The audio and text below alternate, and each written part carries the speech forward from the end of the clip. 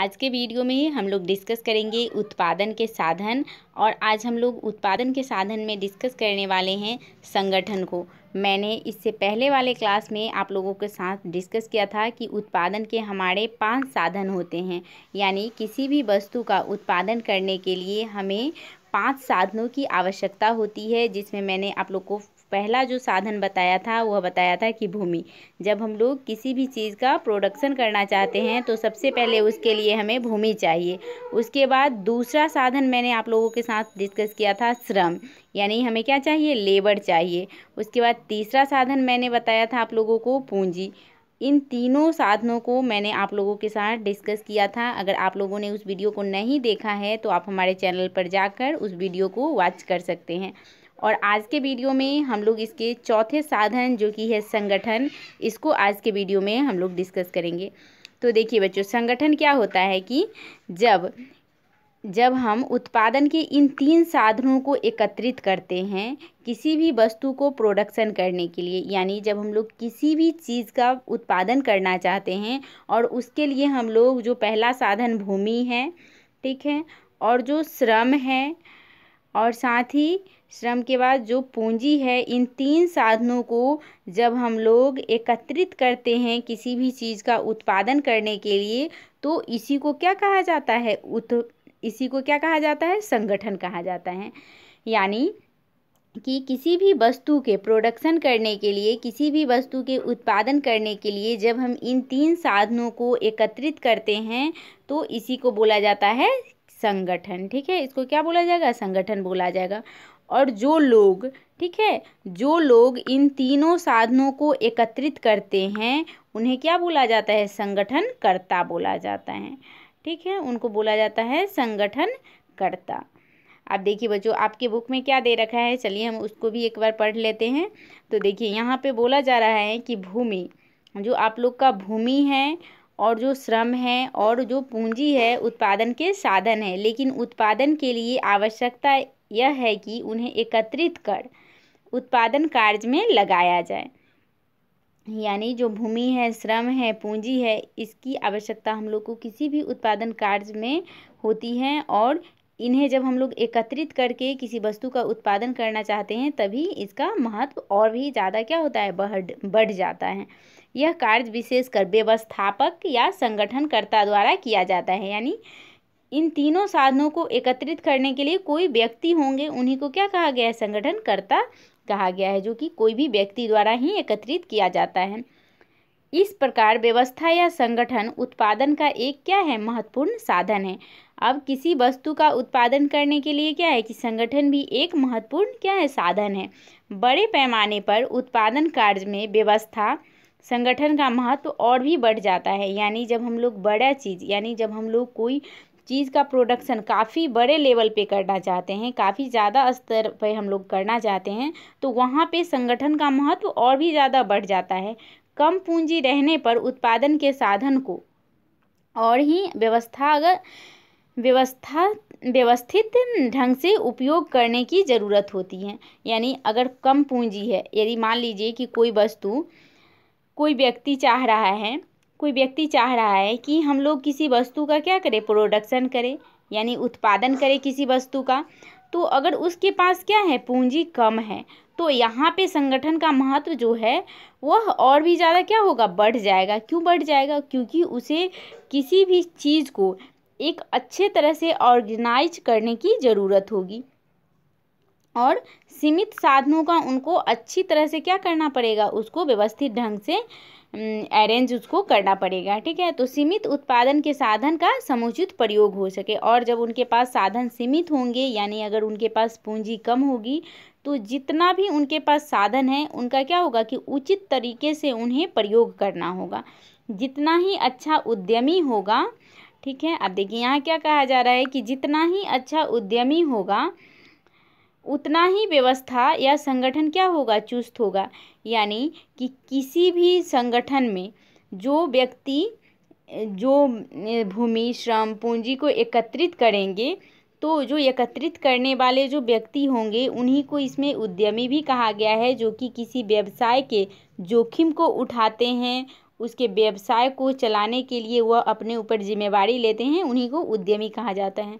तो यह व्यक्ति जितना ही अच्छा होगा, यानी यह उद्यमी जितना ही अच्छा होगा, उतना ही व्यवस्था और जो संगठन होगा वह क्या होगा, चुस्त होगा, यानी अच्छा होगा। यही कारण है कि संगठन उत्पादन प्रक्रिया का क्या माना गया है, यह एक एक्टिव फैक्टर माना गया है। यह उत्पादन प्रक्रिया का क्या है, यह एक सक्रिय साधन है। अब देखिए, उत्पादन के विभिन्न साधनों को एकत्रित कर उन्हें उत्पादन में लगाने की क्रिया को व्यवस्था या संगठन कहते हैं। और जो व्यक्ति यह कार्य करता है उसे क्या कहते हैं, व्यवस्थापक या संगठनकर्ता कहते हैं। आई होप कि आपको उत्पादन के साधन जो कि मैंने अभी आप लोगों के साथ डिस्कस किया, संगठन, यह आपको समझ में आया होगा। अब हम लोग इसके उत्पादन के जो हमारा 5वां साधन है जो कि है इंटरप्राइज उद्यमी, जिसे उद्यमी भी कहा जाता है, तो इसको अब हम लोग डिस्कस करेंगे कि किस तरह से किसी वस्तु के उत्पादन करने में एक उद्यमी की महत्वपूर्ण भूमिका होती है। और यह भी क्या है, एक उत्पादन के साधन है जिसके ना होने से किसी भी चीज़ का प्रोडक्शन नहीं होगा।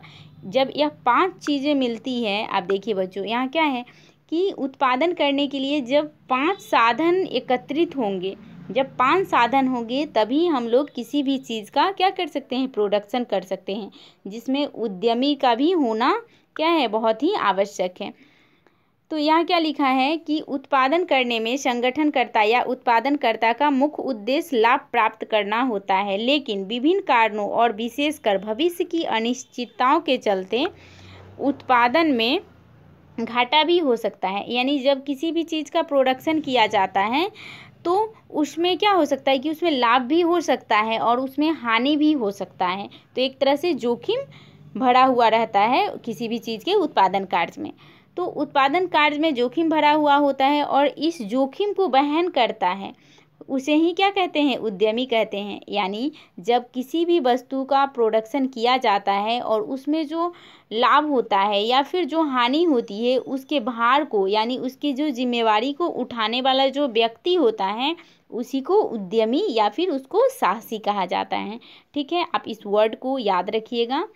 ठीक है, आधुनिक समय में उत्पादन के जोखिम को वहन करने के लिए साहसी की भूमिका क्या हो गई है, बहुत ही बढ़ गई है। यदि उत्पादन के फलस्वरूप साहसी को लगातार घाटा हो तो ऐसी अवस्था में साहसी का क्या होता है, साहस टूट जाता है और उसके पश्चात उत्पादन प्रक्रिया भी क्या हो जाती है, ठप हो जाती है।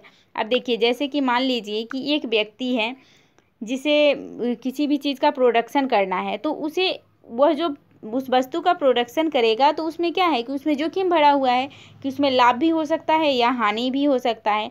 लेकिन यदि किसी भी चीज़ में लगातार हानि हो रही है, ठीक है, लगातार अगर हानि हो रही है तो इससे उद्यमी के ऊपर क्या प्रभाव पड़ेगा कि उद्यमी का जो होगा वह साहस टूट जाएगा और जो उत्पादन प्रक्रिया होगी एक तरह से क्या हो जाएगी, सुस्त हो जाएगी।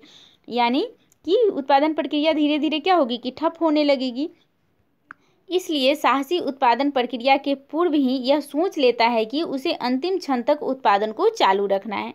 लेकिन जो साहसी होता है, यानी जो जोखिम वहन करने वाला होता है, वह क्या सोचता है कि उसे जो उत्पादन प्रक्रिया है वह चाहे हानि हो या लाभ हो, उसे अंतिम क्षण तक वह क्या करेगा, उस वस्तु का प्रोडक्शन करेगा ही। अब देखिए, उत्पादन में जोखिम उठाने के कार्य को साहस कहते हैं। यानी उत्पादन में जो व्यक्ति जोखिम उठाता है उसी कार्य को क्या कहा जाता है, साहस कहा जाता है। और जो व्यक्ति इस जोखिम को उठाता है उसे क्या कहा जाता है, साहसी कहा जाता है। अब देखिए बच्चों, अब आज के टॉपिक में इतना ही था। ठीक है, मैंने उत्पादन के साधन को आप लोगों के साथ डिस्कस किया, जिसमें मैंने आप लोगों को बताया कि किसी भी वस्तु का प्रोडक्शन करने के लिए हमें 5 चीज़ों की आवश्यकता होती है, जिसे साधन कहा गया है। यानी 5 साधन हमारे पास होंगे तभी हम लोग किसी भी वस्तु का प्रोडक्शन कर पाएंगे, किसी भी वस्तु को बना पाएंगे।